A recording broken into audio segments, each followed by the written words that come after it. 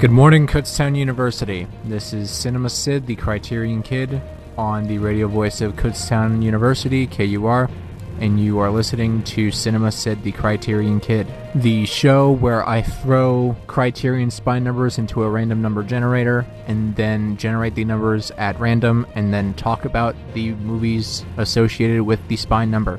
I am quite the expert on this because I have seen most of the Criterion collection, and we will get to the show soon, but there are a couple of things that I need to talk about.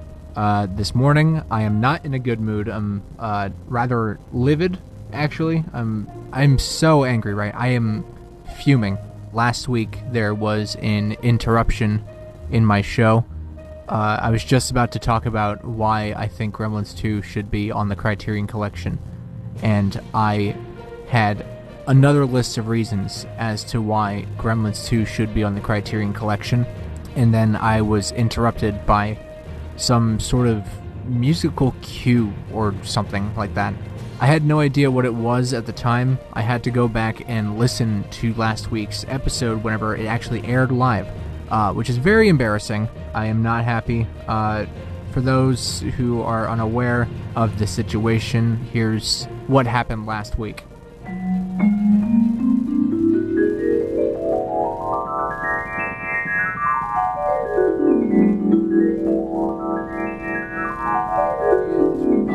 I guess one more film while we have time that I wish was on the Criterion Collection is Joe Dante's Gremlins 2, because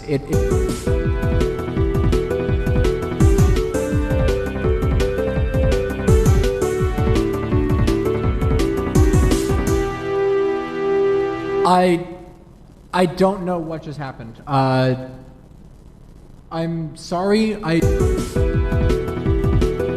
hell was that?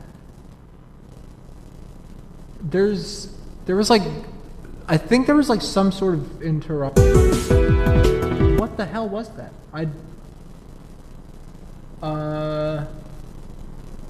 Okay. I don't know what that was.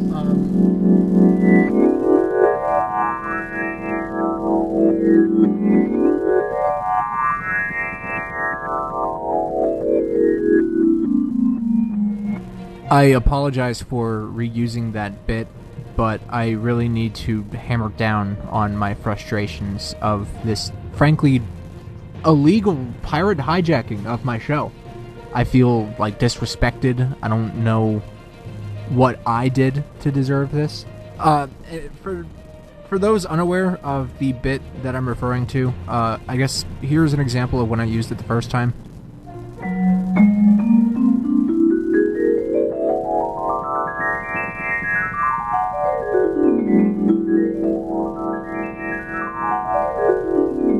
Rather than explaining myself, I will throw in this recap from last week.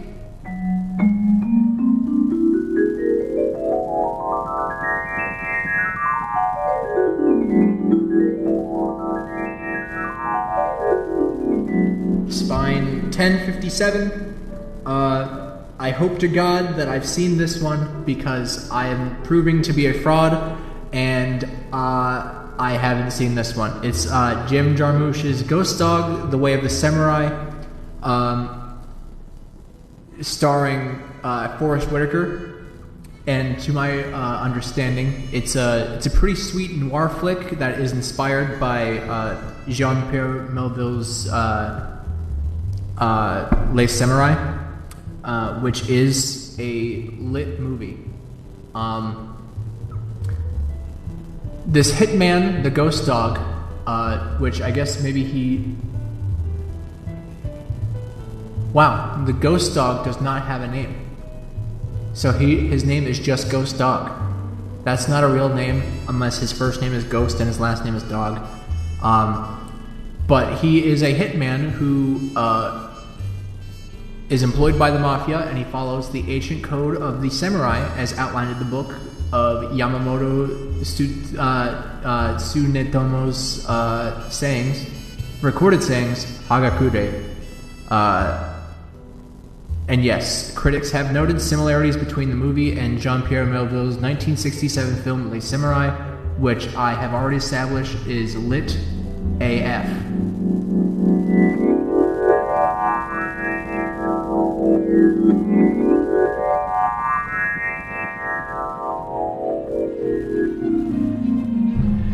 I have since seen Ghost Dog Way of the Samurai, and now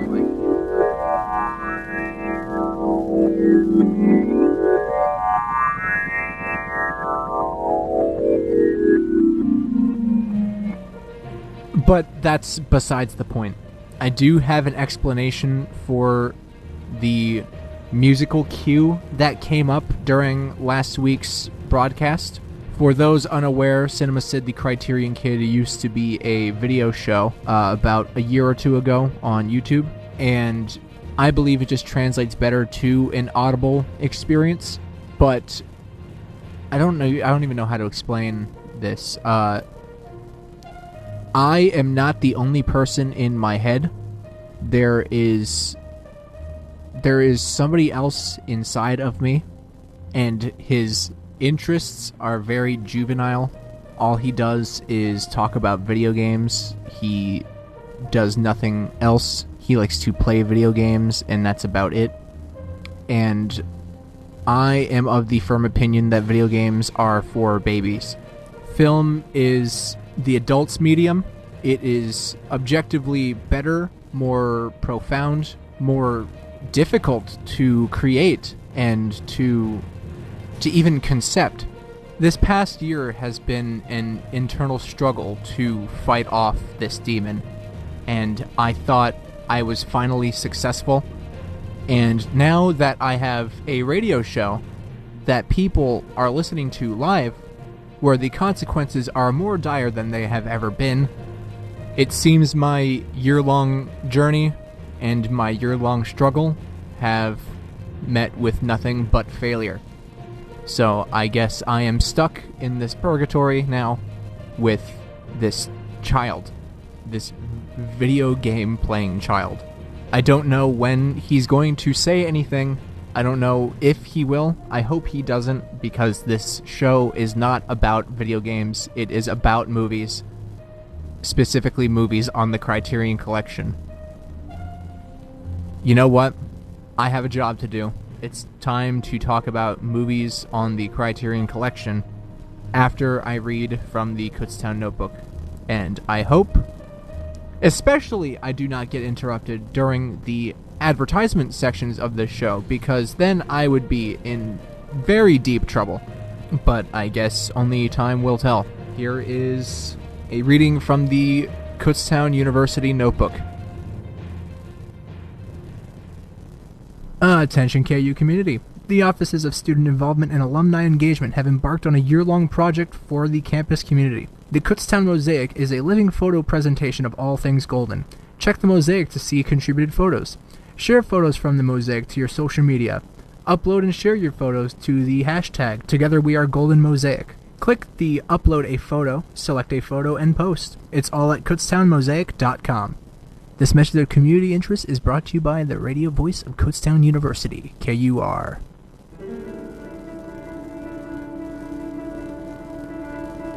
Hello, and welcome back to Cinema Cid, the Criterion Kid, on the radio voice of Kutztown University, KUR. The show where I run Criterion spine numbers into a random number generator, and then select a title to talk about at random, which is what we are currently doing, so join me as I do so. The first spine number is 488, which is Howard's End, directed by James Ivory. I watched a little bit of Howard's End one time, and I don't remember ever finishing it. Because of this loose end, I actually added it to my Criterion 2022 challenge list, so while today is not the day I will be talking about James Ivory's Howard's End, I will be talking about it eventually, so stay tuned. And actually, this is a golden opportunity to plug my social media. If you would like to keep up with what movies I will be talking about on a given week, I will be posting them ahead of time on Cinema Cid, or on @CinemaCid, the Criterion Kid, on Instagram. Criterion is spelled with a K for alliteration's sake, since K is the first letter in the word kid. So if you are interested in listening to my Howard's End review, Make sure you follow that Instagram account for the announcement within the next couple of weeks / months. I don't remember where it is on the list, but I know it is there. And also, while you're at it, shoot me a DM if you would like to write into the show. And if you don't have Instagram and you do wish to write into the show, another option for you is to email cinemacidthecriterionkid@gmail.com. And as I have previously established, Criterion is spelled with a K for alliteration's sake. We are on to the next spy number now, which is going to be 959. Spy 959 is In the Heat of the Night, directed by Norman Jewison. I have no idea what that is. I've never even heard of that title. And I was following Criterion around the time that this was released, so I'm not sure how that title escaped my radar. Let's hope this next title hasn't escaped my radar either. Spine 158 is The Importance of Being Earnest, directed by Anthony Asquith. It has escaped my radar. Spine 893 is Certain Women, directed by Kelly Reichardt. I don't know how to pronounce that. That's fine, because I haven't seen Certain Women, directed by Kelly. Spine 546 is 5 Easy Pieces, directed by Bob Rafelson, which is another movie on my Criterion 2022 challenge list. Again, follow Cinema Sid, the Criterion Kid, on Instagram. Criterion is spelled with a K for alliteration's sake. If you would like to hear that review whenever it happens. I don't know when it will happen, but it is going to happen at some point in 2022. So stay tuned for that. Spine 438 is Mon Oncle Antoine, directed by Claude Jutra. Mon Oncle, or Mon Oncle, is two separate words, but it reminds me of the word monocle. It is a Canadian-French film, so it's not just French, it's French-Canadian. That's all I can say about it, though, because I haven't seen it. Spine 943 is Memories of Underdevelopment, directed by Tomas Gutierrez Elea, who is a Cuban filmmaker, which makes this a Cuban film. I've never seen a Cuban film, and Memories of Underdevelopment is no exception. Spine 816 is Kings of the Road, directed by Wim Wenders, which I haven't seen, but this is the third film in Wim Wenders' The Road trilogy, which I had no idea was a thing. And I really like that that is a thing, because Wim Wenders does road movies very well. And I'm looking forward to watching that trilogy one day. Now that is on my radar as well. Spine 633 is The Canterbury Tales, directed by Pier Paolo Pasolini. This is the third episode of Cinema Sid, the Criterion Kid, where Canterbury Tales has showed up in the random number generator. And this is the third time that I will say that I still haven't seen it. So Spine 811 is The Naked Island, directed by Kaneko Shindo, and I haven't seen that film. The next Spine number is 980, directed by Bruno Dumont, is La Vie de Jesus. I botched that sentence structure completely that just came out of my mouth, and I probably butchered the pronunciation of La Vie de Jesus as well.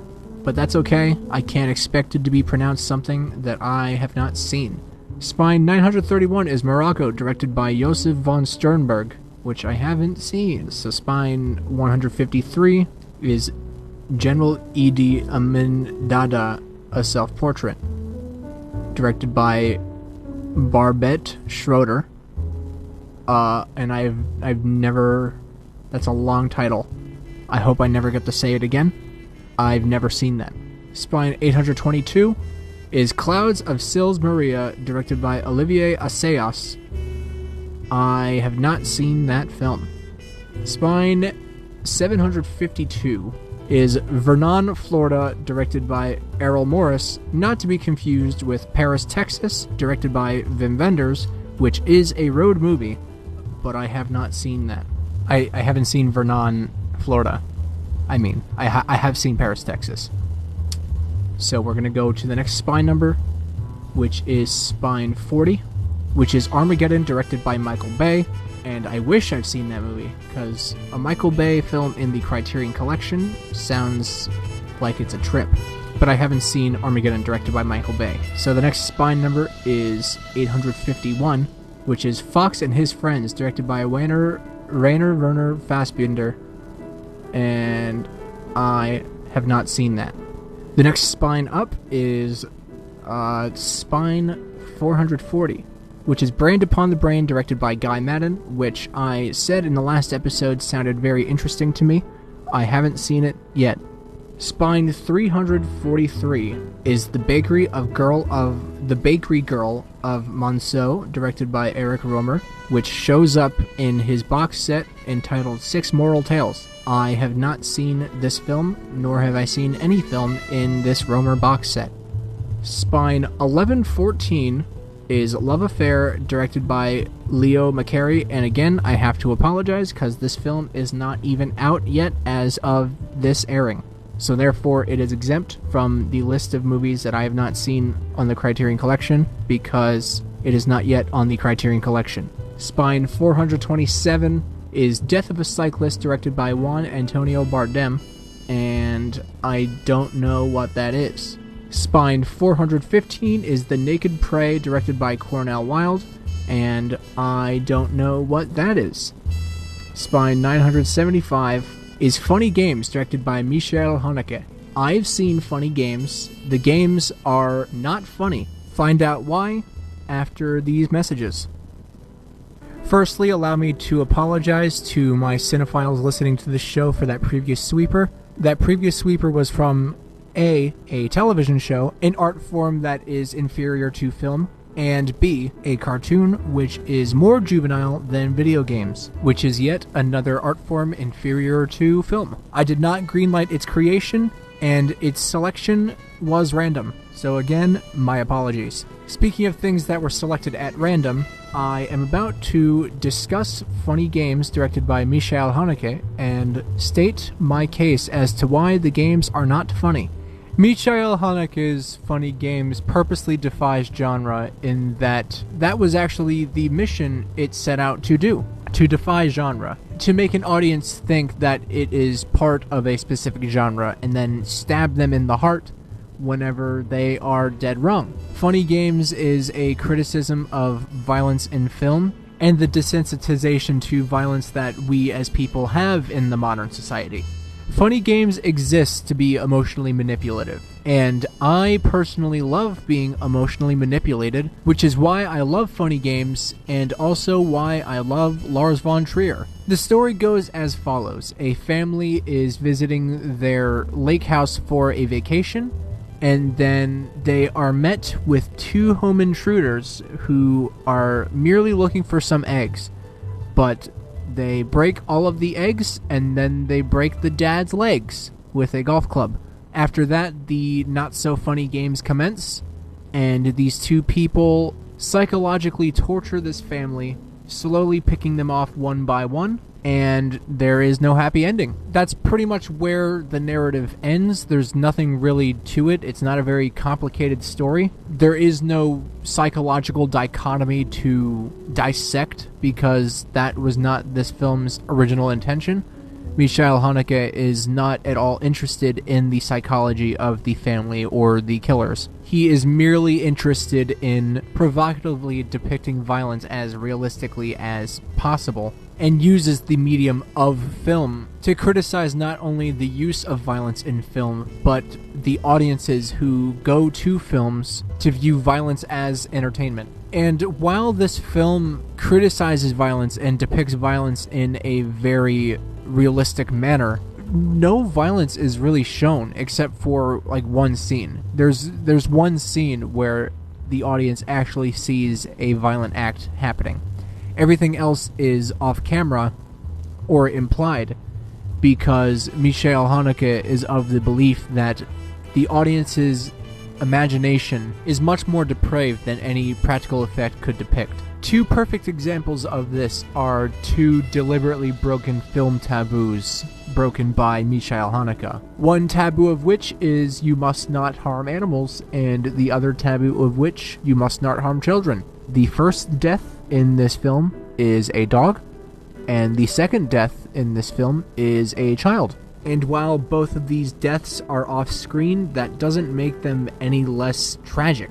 Genre tropes of suspense thriller litter the beginning of Funny Games with the intent to hook in the audience, because that's what an audience expects in a movie, just tropes and cliches. But then you are pretty much manipulated into believing that this is a real family, and that doesn't help that the married couple in the film is played by a real married couple. So the audience grows attached to this, and at the worst possible moments, the killers remind you that you are merely watching a movie and that you have no control over what is about to happen. But in watching this movie strictly for entertainment, you are also equally culpable. You are a participant in the violence. The film constantly teases the audience saying, oh yeah, I mean, we haven't reached feature length yet, so we can't stop until the audience gets their money's worth, or winking at the audience because the film knows that we want this suspense and we want violence. Or something like, I know you guys are against us, but you want this family to win. I know you guys want this family to win.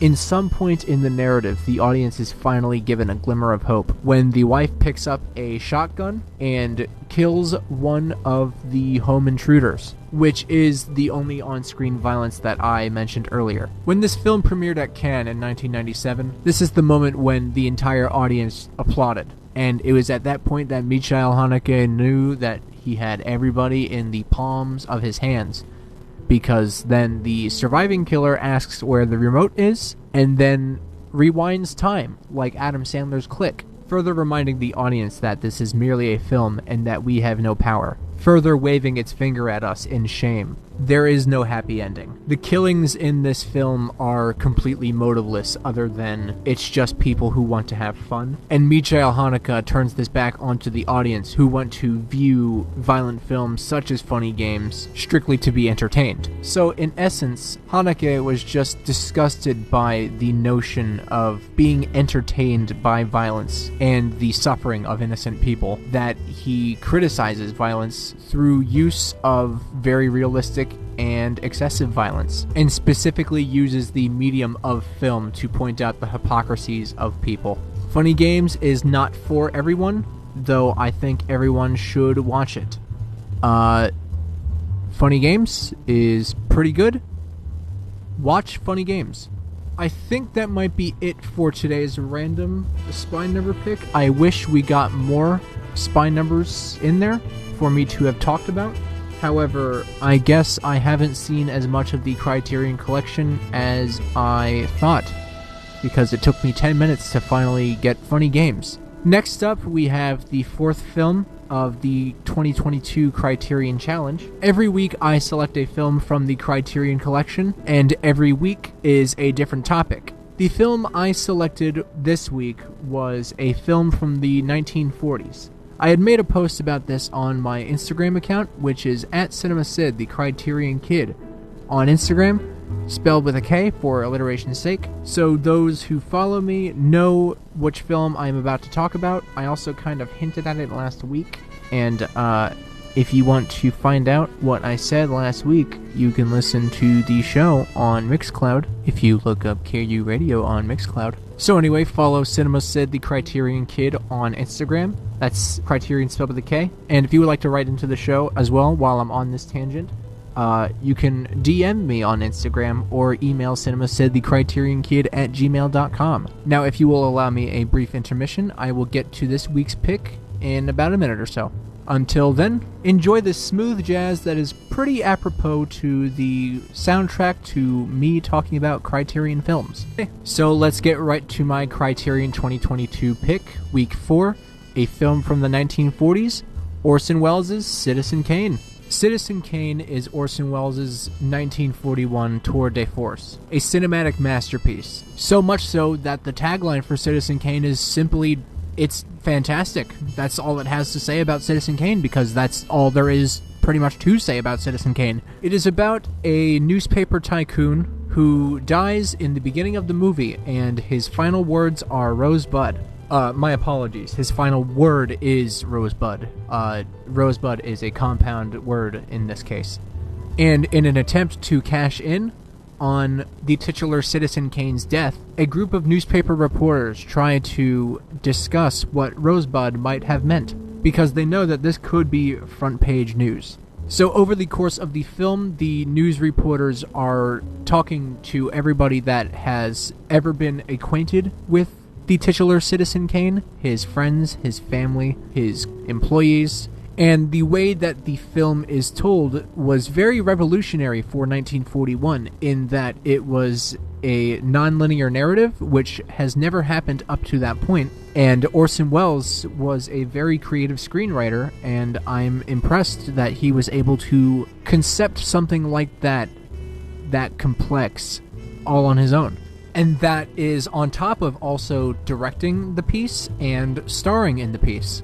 Orson Welles was a genius, and he was a one-of-a-kind ahead of his time. Citizen Kane had a lot of difficulties whenever it was first being released, and it almost actually wasn't released because of a man fighting against it. This man, William Randolph Hearst Sr., was an American businessman, newspaper publisher, and politician known for developing the nation's largest newspaper chain and media company, Hearst Communications.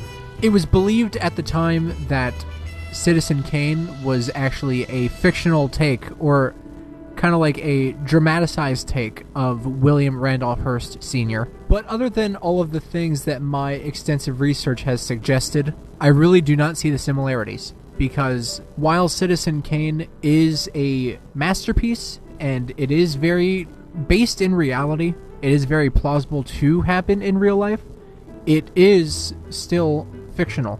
Of course, Citizen Kane is very noteworthy in cinematic history because of its cultural significance and groundbreaking narrative structure. That's not the only groundbreaking thing about Citizen Kane. The cinematography is phenomenal, to say the least.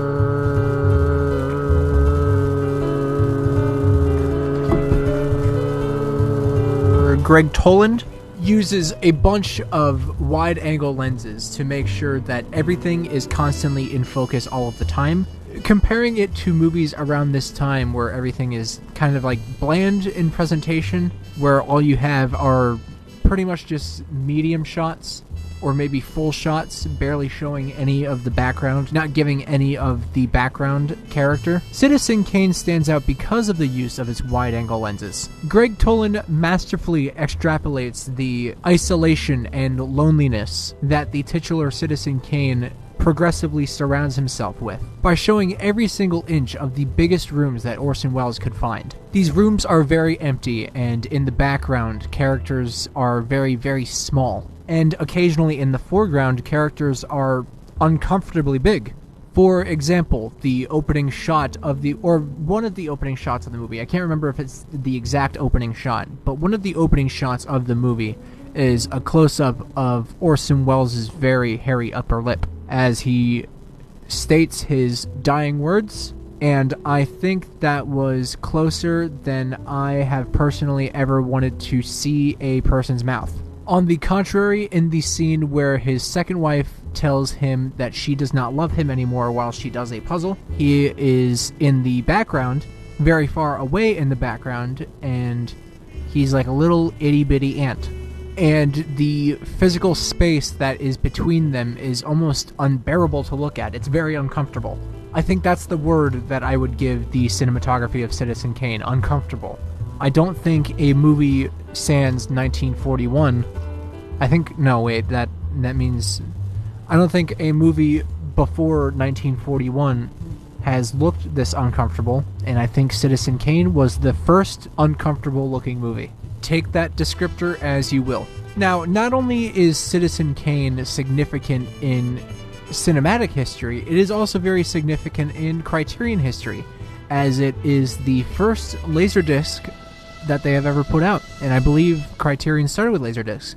So Citizen Kane is the very first title that Criterion has ever associated itself with.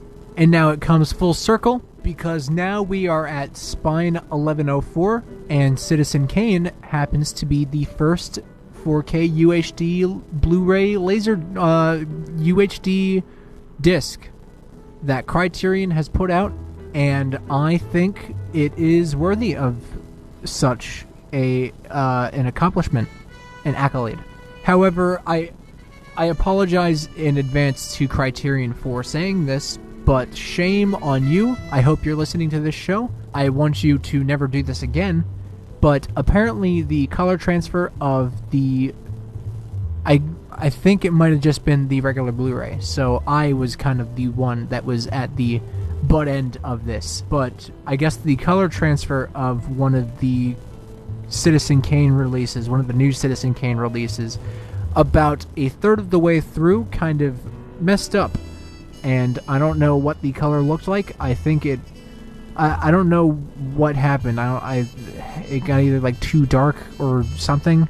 It was a very noticeable mistake, though. I don't know how it got past quality control. And in the time of COVID, people cannot really ship things. I mean, people can ship things, but money is hard to come by. Money is very difficult right now. It's very difficult to find a job, and I'm sorry for this reminder of real life, but Criterion kindly considered this and stated a new way that you can get a Citizen Kane replacement disc for free, as opposed to the expensive alternate option of shipping it. And that was to send proof that you destroyed your Citizen Kane Criterion disc and sent it to them, and then sent them your address so they can send you a copy of Citizen Kane for free.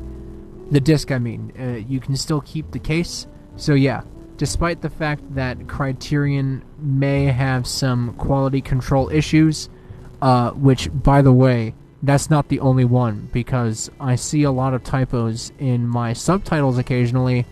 Criterion, I don't know who you have writing your subtitles, but they might need to find a new job, and I know a lot of people are hiring right now because it's very difficult to find a job in the post-COVID world, but I don't know where I was going with that. Citizen Kane, pretty good. Watch Citizen Kane. We are coming up on a break soon, but stay tuned, because after that I am going to talk about movies that I wish were on the Criterion Collection. If you'll allow me to plug my email and my social media again, DM me at CinemaCid the Kriterion Kid on Instagram, or email CinemaCid the Kriterion Kid at gmail.com. Criterion is spelled with a K for alliteration's sake, because K is the letter that kid starts with. Contact me on those two platforms if you would like to tell me any films that you wish were on the Criterion Collection, and I will politely talk about them on the next show, and we can see whether or not we agree with each other. But I digress. Stay tuned for films that I wish were on the Criterion Collection after these messages.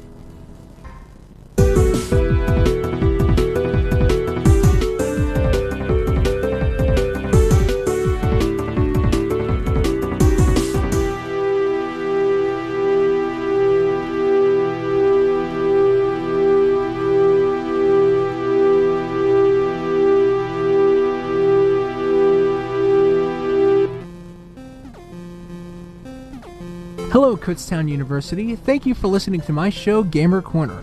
This is the show where we talk about video games that I like, video games that I don't like, just any type of video game in general. My name is Jeff, and I am a gamer, and you know what? You could just call me Jeff the Gamer. Now, a little bit about myself. I am a PlayStation fanboy. I love PlayStation. I have every single iteration of the PlayStation, including the PlayStation 5, which I unfortunately was not able to nab for market value. But that is okay, because now I am able to play the better performing Final Fantasy VII Remake, which of course is a PlayStation 1 classic. Now, I would say that the PlayStation 1 is my favorite out of all the PlayStation generations. A few of my favorite games on the PlayStation 1 are Ape Escape, Gran Turismo, Final Fantasy VII, of course, and this last one might sound a bit weird, and it's also not just a PlayStation exclusive, but the officially licensed Toy Story 2 game. I think it's a very fun and creative 3D platformer that is very faithful to the film. Now, I know what you're thinking, this is a movie show, but I think that video games are equal to film as an art form. My best friend Cid doesn't think so, but I hope to change his mind someday. Because you have loads of cinematic titles, like Ghost of Tsushima or Death Stranding, or this one's not a PlayStation exclusive, but Red Dead Redemption 2, maybe stuff like God of War or the Uncharted games. Oh my god, speaking of the Uncharted games, The Last of Us. The Last of Us is a great one. Now, enough about PlayStation for a second, because I do kind of like Nintendo also. I'm not really a big Xbox guy, but maybe I will be someday. I hope that does change soon, because I want to experience as many video games as I possibly can. And while Nintendo isn't my big forte either, Earthbound is like one of the greatest video games I've ever played. And don't even get me started on Mother 3, that almost made me cry. And I think video games just really make me happy. And sure, yeah, I get frustrated sometimes, maybe because something's a little bit too difficult for me or because of some bullshit game mechanic, but to look at the history of video games, to see how far we have come as a human civilization, how far developers have come, how creativity has grown, how boundaries continue to be pushed, is truly inspiring to me. I'm sorry, I'm getting a little emotional. I just really love video games. They make me so giddy. Oh man. I guess I should start talking about some video games, huh? Now, I'm sure everybody heard the sad news from the other day. We have had the tragic loss of Meatloaf, the man. And this sad news, while not about video games, is related to a story that is about video games and also about movies. So I think Cid would be pretty proud of me. This isn't really news as much of it is a memoriam for Meatloaf, but apparently Meatloaf was in an officially licensed Fight Club game along with Limp Bizkit's Fred Durst. The game was released in 2004 on the PlayStation 2, and I personally have never played it. Now that I know that it is a thing now, I do really want to check it out at some point. I feel like it might be pretty interesting. It's made by the same people who made the 50 Cent games, which were also, well, actually one of them was on PlayStation 2, the other one was an Xbox exclusive. But the Fight Club game was a beat-em-up, and it had 3 combat styles. It was the grappler style, the brawler style, and the martial artist style. And to my understanding, games that were like this were just your general fighting games like Mortal Kombat or Def Jam, stuff like that. Now, if you've seen the movie Fight Club, you know what the game Fight Club is about, because it's basically the same thing, except the game expands upon the characters that you really only see for 5 minutes in the movie, and it actually adds new characters, which I think is really neat. When the game first released, it wasn't really well received, and actually, it's not really well revered today, which I think is a shame, because I think a Fight Club video game sounds like it could have been awesome. Now, I don't know from personal experience, but I'm willing to give it the benefit of the doubt. You can't really go wrong with Meatloaf, and you can't go wrong with Fred Durst. And you can't go wrong with Fight Club. I think I'm willing to try this game out, and I'm definitely going to keep an eye on it. Hopefully I can find a copy. That's really all I have for Gamer Corner today. If you would like to check out my Instagram, you can follow @GameTheJeffer on Instagram. Jeff the Gamer was a handle already taken, but I feel like Game the Jeffer is actually kind of a little bit more catchy. While you're at it, follow my buddy @CinemaCid the Kriterion Kid, and also please send him an email. He would really like some correspondence. I think he's kind of a lonely guy. Email him at cinemacidthecriterionkid@gmail.com, and I guess I'm supposed to say that Criterion is also spelled with a K for alliteration's sake. I feel like that's a little bit redundant, but to each their own. Again, follow @GameTheJeffer on Instagram if you want more video game related content, and follow CinemaCid the Kriterion Kid on Instagram if you want more film related content. Thank you for listening to Gamer Corner on the radio voice of Kutztown University, KUR.